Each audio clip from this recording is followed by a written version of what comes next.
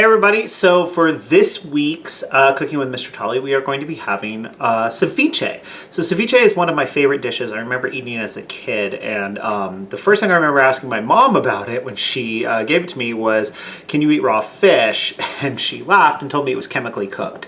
Much later I learned that that's not exactly true, but you know what? It's delicious. So we are going to be learning ceviche. We're going to be using the recipe from Mr. Espindola, Mr. E, which is in the Cultural Night Cookbook. And we're going to be making, specifically, we're going to be making bass ceviche for our dish. So get ready to cook with Mr. Tolley.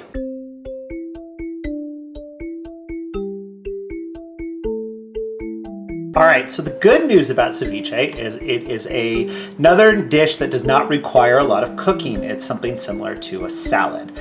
Bad news about ceviche is that it is a very, very technique-forward food to make. You have to be able to cut things extremely well. You have to make everything kind of right. So it's not a dish that somebody with, like a kid's gonna be able to help as much with simply because of the amount of cutting you have to do. You and your family could put it together later, which is what I would do with my kids in this situation. But yeah, let's go ahead and let's meet the ingredients. So ceviche is a fish-based dish. So you're going to need some kind of fish. White fish is always good. This recipe calls for shrimp and crab. I've seen it made with lobster. I've seen it made with halibut, with cod. We are going to be using sea bass cheeks. So this is a sea bass cheek. When it says cheek, it is literally talking about the part of the bass that is up on the face. It is a very delicious part of the fish. It's not often utilized. Along with the fish, you're going to need several vegetables. So you're going to need a tomato, a jalapeno, a red onion, and cilantro. Now, cilantro is an herb that is used in a lot of Latin cooking. So cooking from areas like Mexico and Ecuador and Spain and places like that. It is a delicious but interesting herb. So we are going to be using all of these.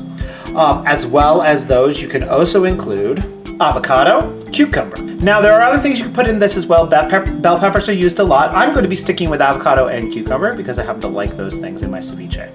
Now I said that my mom taught me that this was a chemically cooked food, so you need some kind of acid. And the acid that you're going to use is limes.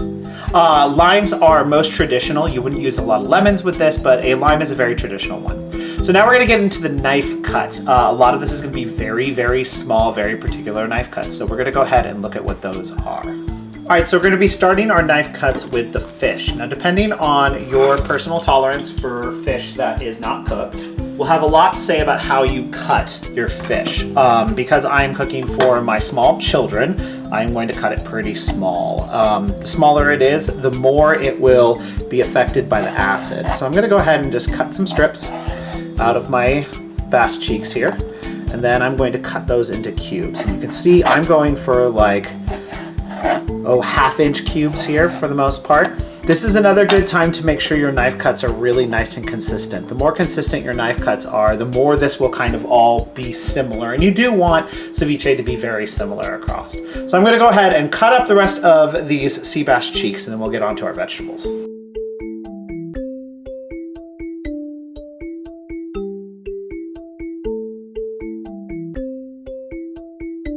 All right, now that I got all of my fish cut up, I'm gonna move on to my vegetables. Ceviche has kind of a lot of historical origin possibilities.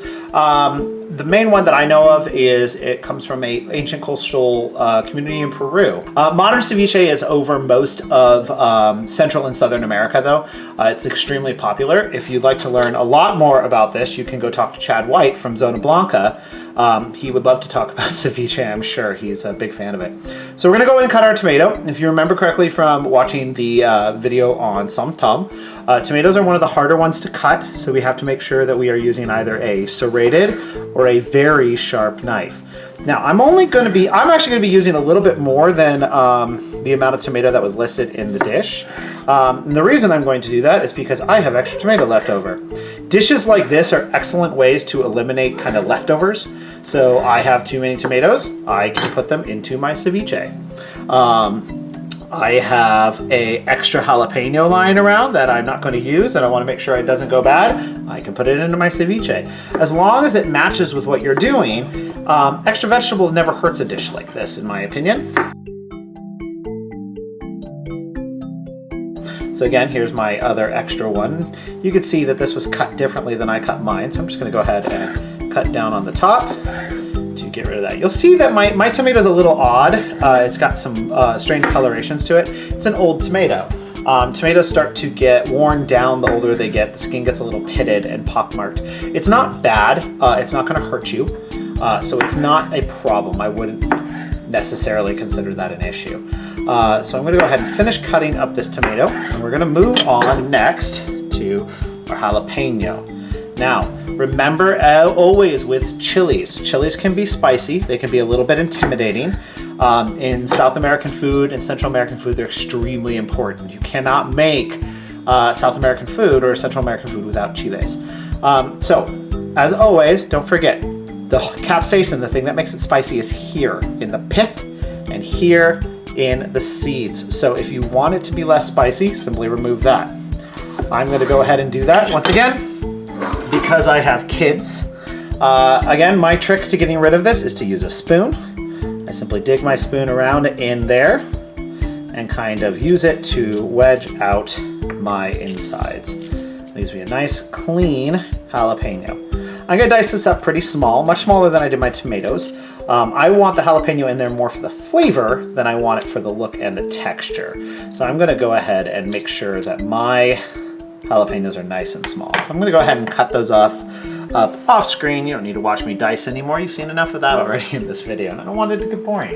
There you have it. Nice small dices of jalapeno, little bitty ones. That way I can have jalapeno in there to get the flavor, but I don't want it overwhelming the rest. Next up, I'm gonna do my cilantro. This calls for a 1/4 cup to 1/2 cup. I happen to like cilantro, so I'm gonna go for a 1/2 cup. I'm gonna kind of eyeball how much I need.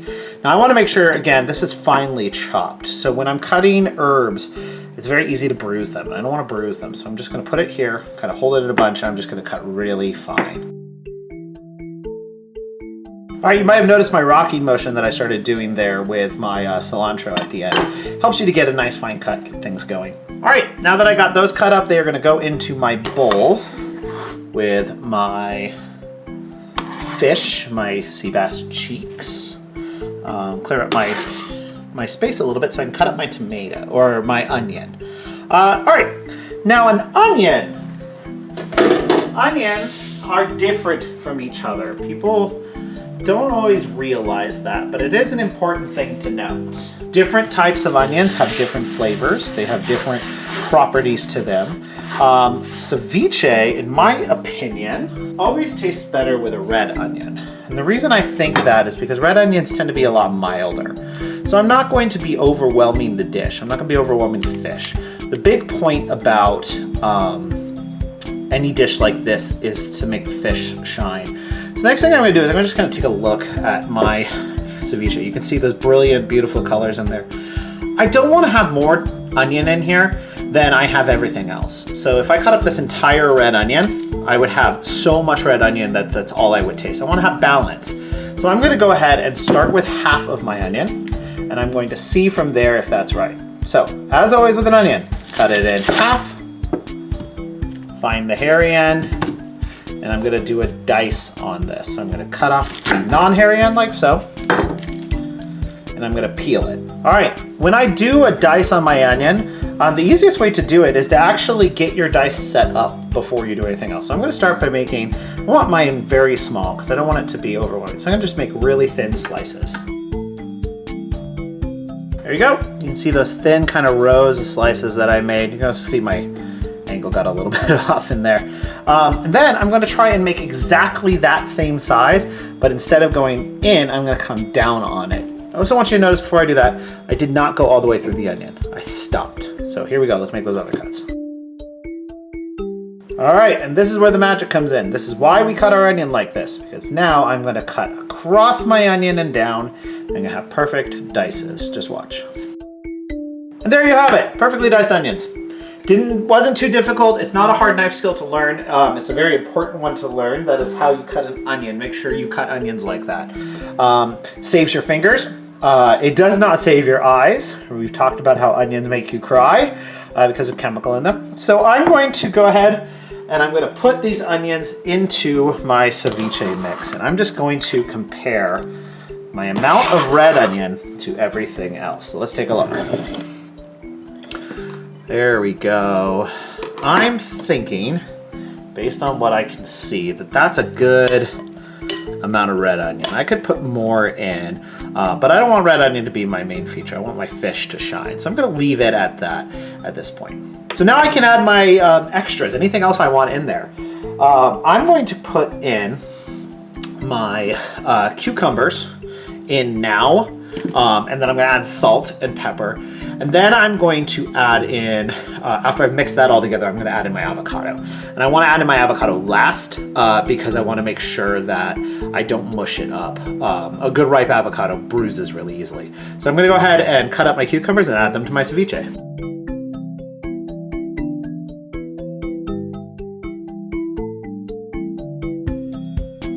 All right, there's that all cut up. If you didn't notice how I did that, I cut the ends off, cut them in half, and then just diced down, giving me nice little pieces of cucumber.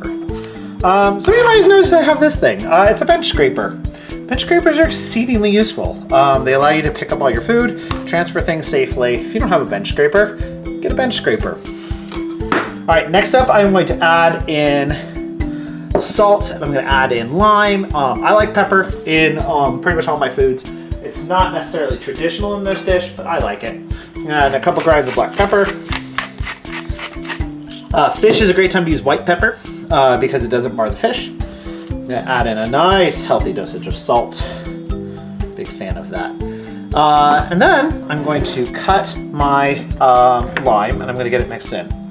Now, this is the only thing you're going to get close to cooking on this dish. So I highly recommend using a good amount of lime. I'm gonna use an entire lime for this dish. I could use 2 limes if I wanted to. What I'm actually gonna do is I'm going to do 1, mix it up, taste it, decide if I wanna add in another one. Tasting your food as you go along is very important because otherwise you don't know what you're doing. You don't know what it's gonna taste like until you hand it out, until you serve it to people, unless you've been trying as you've been going along. So I'm just gonna finish juicing my lime into here. All right, take my spoon and give that a nice mix. Now, one thing you'll notice about ceviche is it's very pretty. It's a very beautiful dish. There is a lot of color in here. Mine happens to have green, reds, and whites, purples. I could have more green in here. I could have yellow in here with bell pepper. This is a great time to make a beautiful dish of food. So now that I got it all mixed up, I'm going to taste. I'm going to make sure I get a little bit of everything when I taste. That way I know what it all tastes like together. So you see I have my fish, I have my tomato, I have my cucumber, I have my pepper, I have cilantro, I have lime on this. So I'm gonna give this a taste. Ooh, didn't get any red onion now that I think about it. There we go. And see if it's right. I might want more acids, I might add more lime, might want more salt, might add more salt. Then after I'm done with that, I'm going to cut my avocado, add it in, mix it all up, and then I'm gonna let it sit. The longer I let it sit, the better it tastes. What I'm gonna do while it's sitting, I'm gonna make tortilla chips and hot sauce. So, let's see how it tastes like. I think that's good. I think I might add another half a lime. It's summer. The brightness of limes is always helpful. This would actually be a great time, now that I think about it, to add lime zest. But I don't think I'm going to this time because it's not in the original recipe. But lime zest adds a nice lime flavor without adding extra liquid. So I'm gonna go ahead and mix this up and then I'll show you how to cut an avocado. All right, an avocado. Avocados are notoriously difficult to pick up. They are hard to get because they are always shipped underripe. They're shipped underripe because a ripe avocado bruises really, really fast. So what you wanna do is you wanna find the darkest avocado you can. If you feel it and just kind of gently press on it, it should give a little bit. If it happens to have the nub on the end here, and it feels extremely loose, if you pop that off, you can see, hopefully, that it's green on the inside. If it's brown on the inside, that avocado is old. You don't want it. So make sure you're picking an avocado you like. In order to cut an avocado, you're going to simply go all the way around your avocado like this. Twist it open. There it is. This pit on the inside is notoriously difficult to get rid of. People hurt themselves doing this. They cut themselves. take a big, strong knife, pop that pit like this. See how I'm in the pit, twist, and that's it. That's all it takes to get a pit out of an avocado. Don't try and pull it out with your fingers. Don't try and pull it out with a small knife. Use a real good sized knife. Now, cutting up an avocado is a little bit harder. I'm going to use a cheating method that I like to use. I'm going to cut it inside the skin. I'm going to go ahead and cut down, and this is a little firm for me. My avocado is not as ripe as I would like it to be, but I wanted avocado in this dish. I'm going to cut down like that, then I'm going to cut a square across. This, by the way, is also a good way to cut a mango. You get the mango off the pit, do this, because what I've done is I've made dices. So I'll go ahead and cut up the rest of these and add to my ceviche. All right, now that my avocado is all cut up, I'm simply going to go in with my spoon and I'm going to cut out the insides with my spoon. Just like so. Just gonna insert here, work it around, see how nicely those come out as whole big chunks of avocado. Now, avocado is a fat bomb. It provides a lot of heaviness to a dish, and a light dish like this, that can be good. But it is full of these delicious, very useful non-saturated fats. So avocados are very good for you, but they will change the profile of your food. So it's a good thing to get it in there and then taste it again. My guess is, if anything, I'm gonna need more salt at this point. So I'm gonna mix this, and I'm gonna be very careful not to bruise my avocado. So I'm gonna make my mixing very kind of gentle, more scooping than swirling, and just get my avocado all up and into that food. All right. Now that I've done that, I'm going to taste again, this time with my avocado in there to make sure that it tastes good. So I'm gonna go ahead and grab a bite of that. That actually is very useful. It adds a little bit of mellowness to it without being too much. The nice thing about a dish like this is because it's from so many places and it's so different in different regions, this is a great time to experiment. I'm gonna add a hot sauce that I'm making later. You could add cumin to this at this point. Cumin is a very useful spice in these cases. You could add garlic to this, although garlic will overwhelm a delicate fish. A lot of people would add sweetness, like an agave nectar, to this at this point. Just at this point, you can just let your mind go crazy. What do I want to add to this dish because I want to make it taste so good? So just have fun with your ceviche. Let it sit and chill and mellow for a little bit, and send me pictures of your finished ceviche dishes. Bye, guys.